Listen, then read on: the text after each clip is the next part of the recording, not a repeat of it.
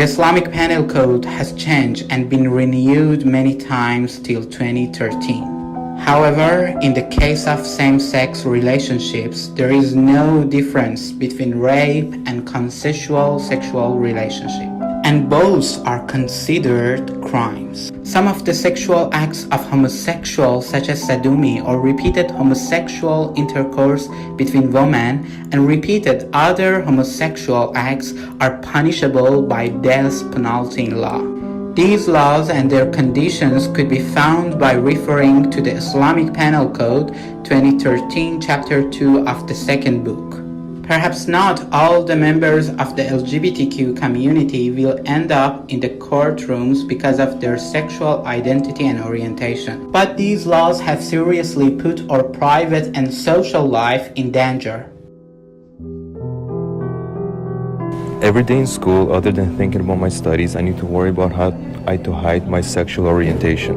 I'm convinced that bad things would happen to me if everyone finds out I am gay. Not only by my classmates, but even my teachers might abuse me. And then, of course, I can only stay silent because neither the family nor the law supports me. When I hear the news about the Quran reciter sexually abusing the students, or the school moderator sexually abusing the students, my hands start to sweat out of fear. I put myself in their shoe and think about how difficult it is to defend myself in front of the judge. In front of a judge who, instead of helping me, repeats the horrific pictures in my head to find out if I am guilty and deserve to be punished by Islamic law.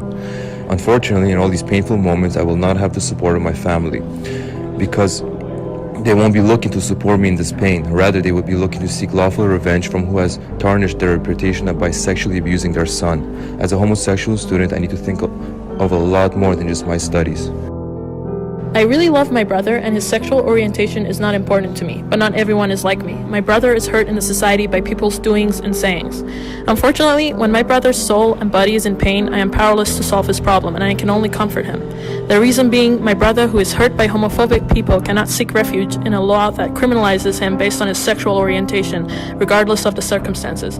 I wish for the day that I am truly happy, and I am dancing at my brother's wedding. But my dreams are shattered when I hear the news of Ehsan and Sajjad's arrest after the leak of the video of their wedding ceremony in Jahrom. I lose hope in my wishes, at least till the Islamic Republic is in power. I am a transsexual, but I do not have any rights over my body. I have to be either a man or a woman. If I choose to be me, I will have no place in Iran.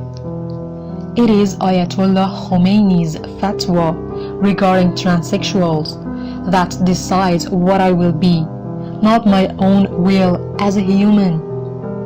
As a transsexual, how can I have hope in life in Iran when even TV series and newspapers published in Iran are highly censored or banned for mentioning trans issues?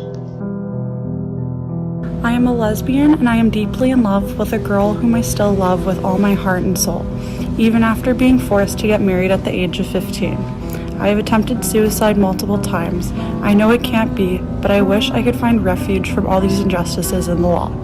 It can't be, at least till religion and politics are interwoven. I am even more so hopeless when I hear Rezvan Mohammadi, a women's rights activist, has been charged and tried for acting against national security through trying to normalize homosexuality.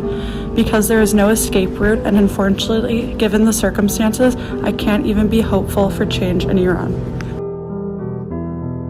We are refugees that ran away from Iran with wooden souls. We went to the neighboring country, Turkey, because we didn't need visa to enter and because we thought we will be safe in Turkey. However, Turkey is not a safe place for us.